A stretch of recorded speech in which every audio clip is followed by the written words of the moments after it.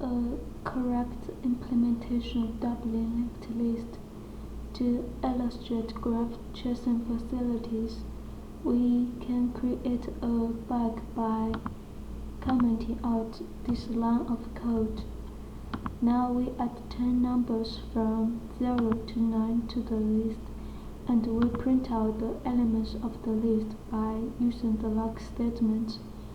Then we remove 5 successive elements from the number 3 to the number 7, remove them from the list, and then we print out the list again. Now we debug the program.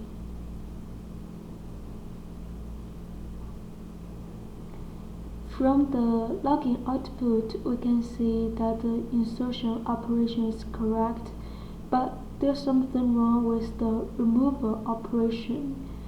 The number from number 3 to number 7 should be removed from the list, but now we see the number 4 and the number 5 are still in the list. Without setting a breakpoint and checking the references of each node, we could not find out the exact cause of this problem by merely looking at the logging output. If we can visualize what the list looks like, maybe we can detect if there's something wrong with the references between nodes. To begin with, let's introduce the graph constructs syntax. The node statement generates a node that represents the value v. The optional argument node label and color specify the node's properties, and the edge statement generates an edge connecting from the from node to the to node. The edge label and color specify the edge properties.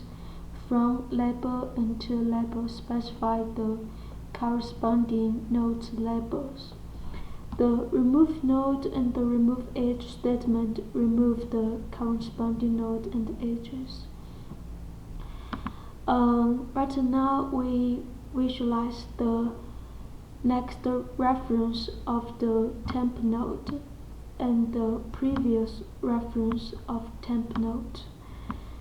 Because we want to see what the list looks like, we starting from the head of the list, we go through the list and visualize every reference. Because the edge statement can also generate a node if a node is not explicitly created by node statement. So here we just use two edge statement to generate the references. This edge statement generated the edge starting from the current node to the node that is next reference is pointing to.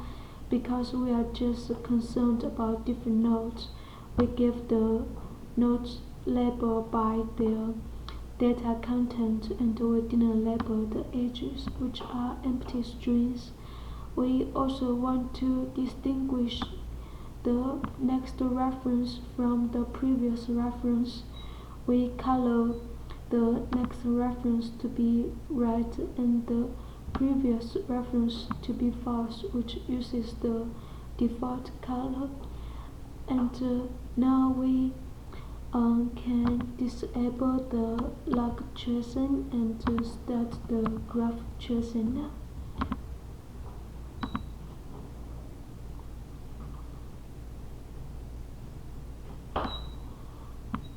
Starting from the head of the list, we go through the doubly linked list to see if every node has a correct previous reference and a next reference.